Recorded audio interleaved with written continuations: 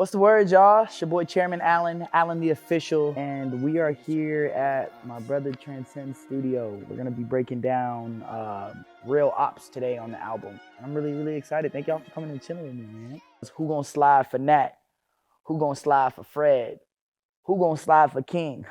All my niggas dead. Ain't no pushing peace if all these peacekeepers keep for themselves. Too far in the deep and ain't no defense when you live in cells. Oops, I meant we live in hell. Some of these names, like only being able to touch on these things in school. And when we talk about Black history and it being so disconnected from American history, but Black history is American history, and we've lost so much from it. This idea of like shameful versus painful history.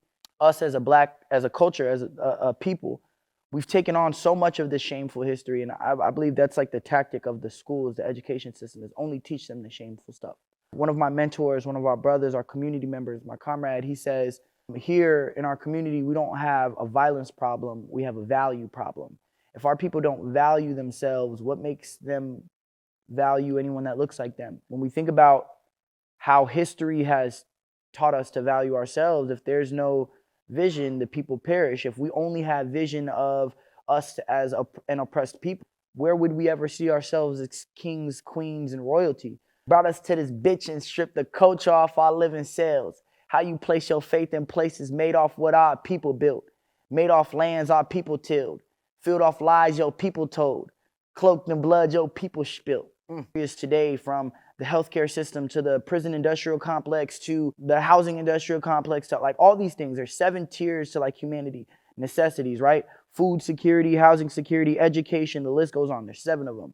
And like when we think about like the owners of these things and we think about the builders of these things, it's crazy how those things don't ever correlate. Like they never go together. This country has set a precedent for oppression and colonialism, and how like the standard for how to take over and decolonize a country and a culture is insane. It's insane.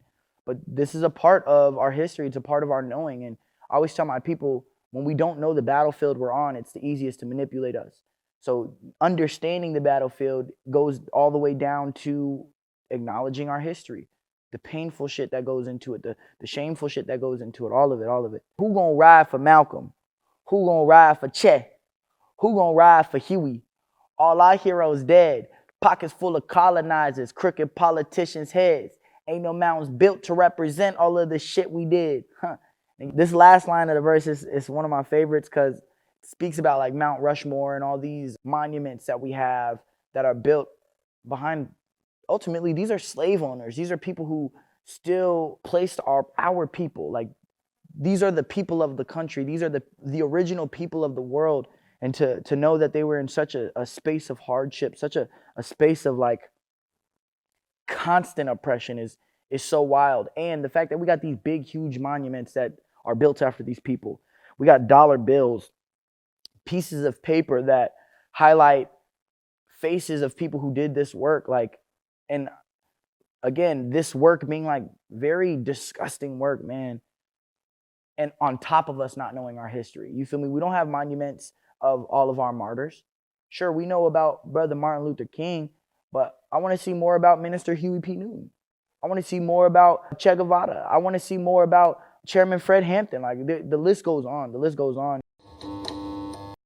A lot of these kids, they want to listen to it. If it's op culture, let's talk about ops, but let's talk about who the real ops are.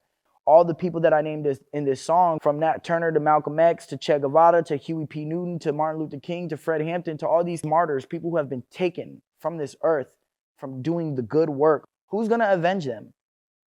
Who's going to go and slide on the people who intentionally took them from us? These are the people who set the groundwork for us to be free enough to kill each other.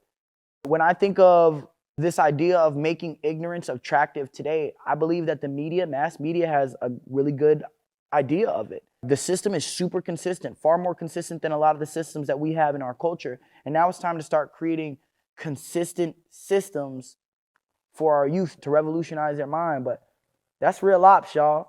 Thank you guys for even taking the time to allow me to explain what it means to me, man. I love y'all.